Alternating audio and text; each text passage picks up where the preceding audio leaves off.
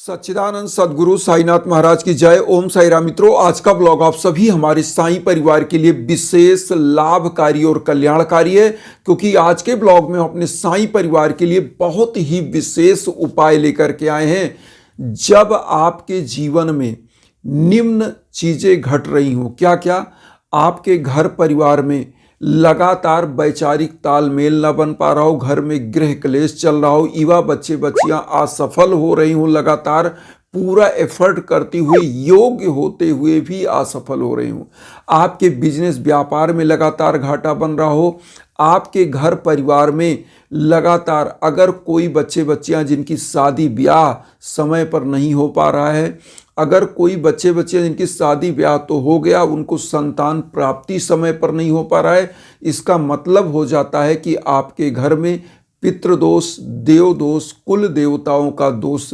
निश्चित रूप से इसमें से कोई ना कोई चीज़ है जो आपको बाधाएं पहुंचा रही है।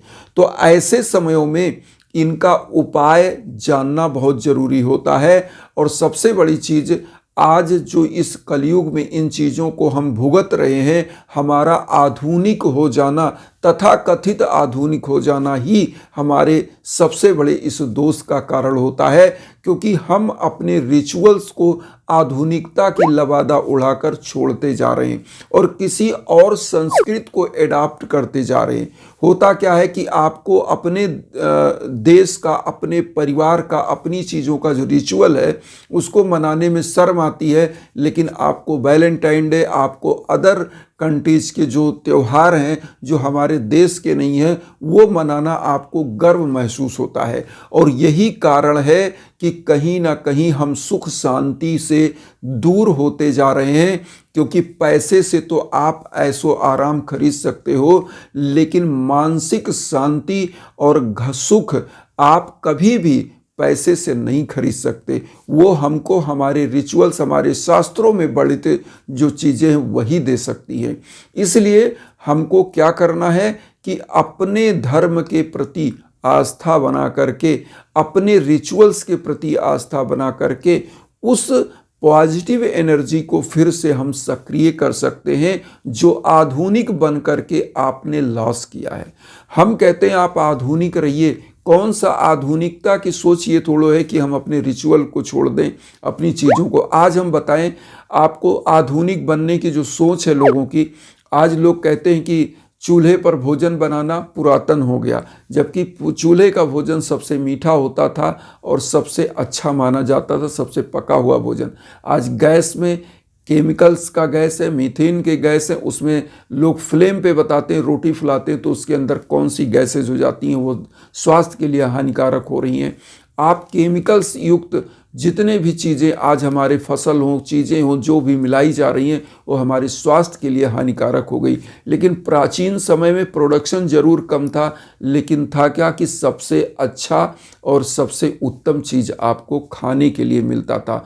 तो उस समय खान पान, रहन सहन, आहार विहार सब बहुत ही उत्तम था। और सबसे अच्छी चीज़ क्या थी कि उसमें प्योरिटी थी, लोगों के अंदर आत्मीयता थी एक दूसरे से मिलने।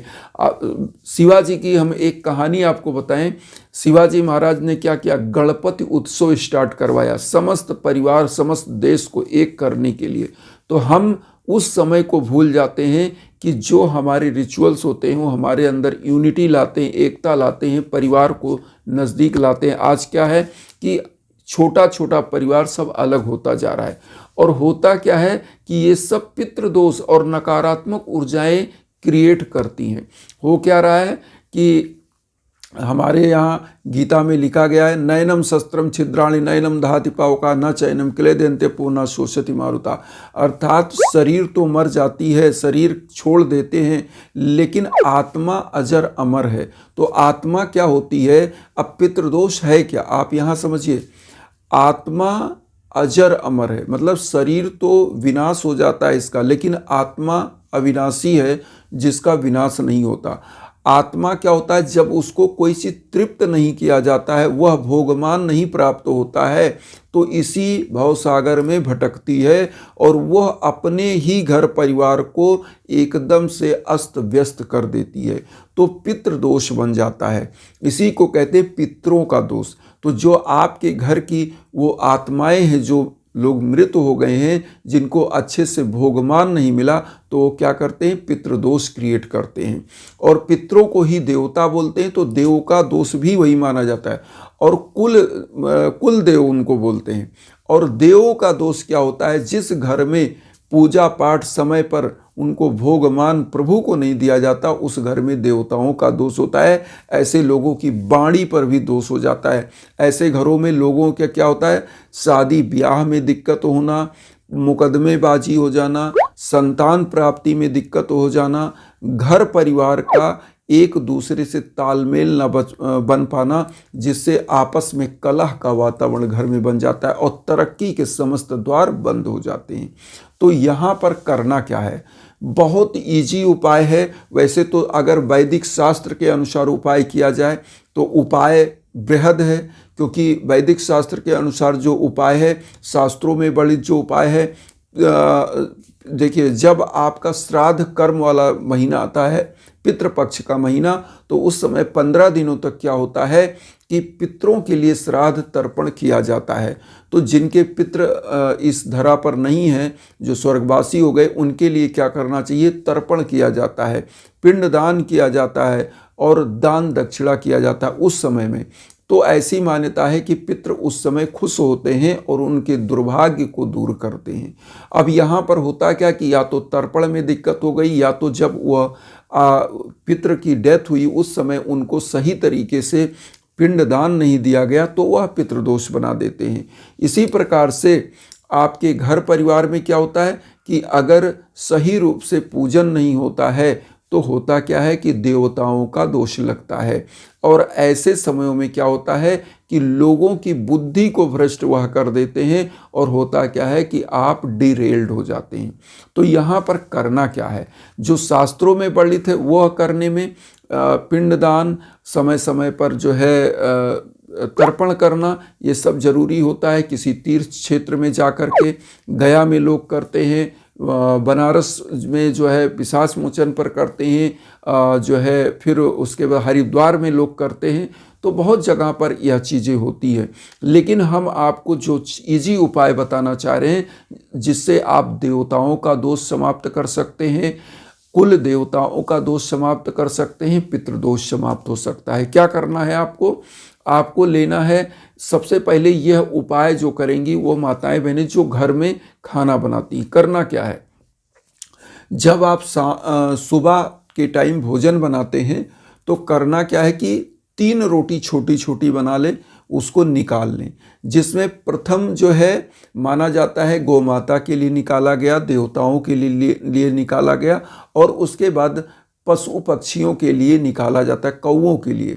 मतलब 3 भोजन, प्रथम आप देवताओं के लिए, दूसरा आप गौ माता के लिए, तीसरा पक्षियों के लिए, जिसमें कौआ है जो पितृ का प्रतिनिधित्व करता है। तो करना क्या है, आपको थोड़ा सा गुड़ लेना है। उन रोटियों को, पहली रोटी गौ माता को खिलाएं ले जा कर के। देवताओं का जो अंश होता है, इस अंश को अग्नि में डालना चाहिए। तो चूंकि अब तो आधुनिक समय आ गया, चूल्हे जलते नहीं हैं, नहीं तो ओम अग्ने नमः करके वह चूल्हे में उस अन्न को जो है आपको डालना चाहिए। पुरातन समय में जब भोजन बनता था, तो ऐसी मान्यता होती थी कि जब प्रथम रोटी जो बनती थी छोटी, तो अगली पिछली रोटी यह सब नहीं खाई जाती थी। ऐसी मतलब पहली रोटी देवताओं के लिए, दूसरी रोटी जो है वो पशु पक्षियों के लिए, गौ माता के लिए।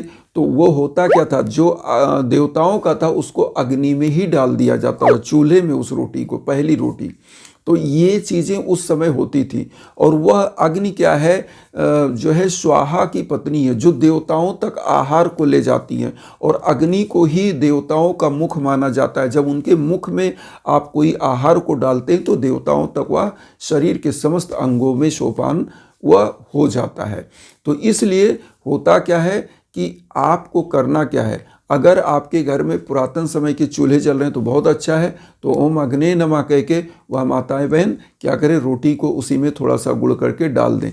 अगर आपके घर में ऐसा चूल्हा नहीं, गैस का चूल्हा, तो आप क्या करें, अगर कहीं भी आप कंडे वाली आग की व्यवस्था हो, जिसको अगियारी बोलते हैं, बहुत जगह खाना खाने से पहले उसी आग पर गुड़ और रोटी छोटी सी डालकर जलाया भी जाता है, जो देवताओं तक पहुंचाने के लिए।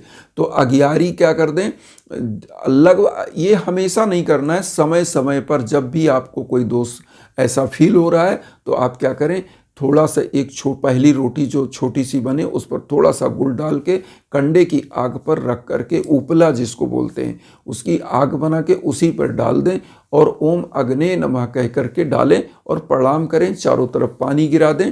और उसके बाद आप भोजन अपना स्वयं कर सकते हैं, परिवार कर सकता है, तो ये कर सकते हैं।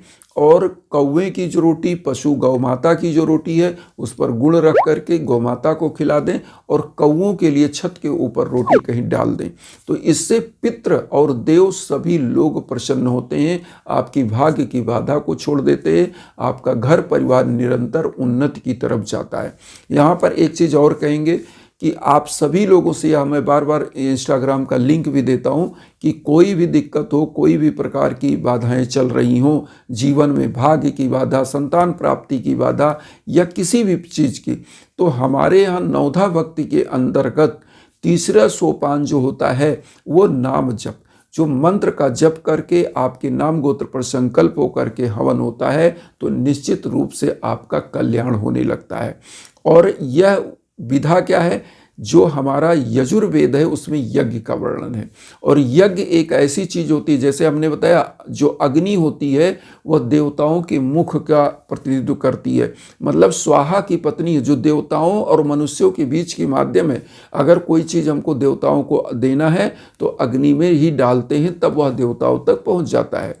तो हम जो यज्ञ होता है, इसमें क्या होता है, जो आहुतियाँ डाली जाती है, जो जिस उद्देश्य से आप संकल्प देते हो उस उद्देश्य के लिए मंत्र जप होने के बाद वह हवन किया जाता है, दशांश का हवन होता है, मंत्रों के जप का दशांश का हवन होता है, तो आपका कल्याण होने लगता है, क्योंकि वह सकारात्मक ऊर्जा विश्व के कोने कोने में कहीं हो, वह आप तक पहुंचती है और आपका कल्याण होता है।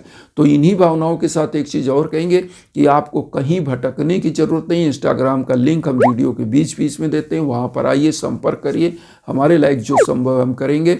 और इन्हीं भावनाओं के साथ एक चीज़ और कहेंगे कि वसुधैव कुटुंबकम की जो भावना हम लेकर चल रहे हैं, उसमें आप सभी लोग चैनल को सब्सक्राइब करके हमें भी अपना आशीर्वाद दीजिए। उन साईं भक्तों तक वीडियो को जरूर शेयर करिए जो किन्हीं कारणों से कष्ट में, दुख में। इसी भावना के साथ ओम साईं राम।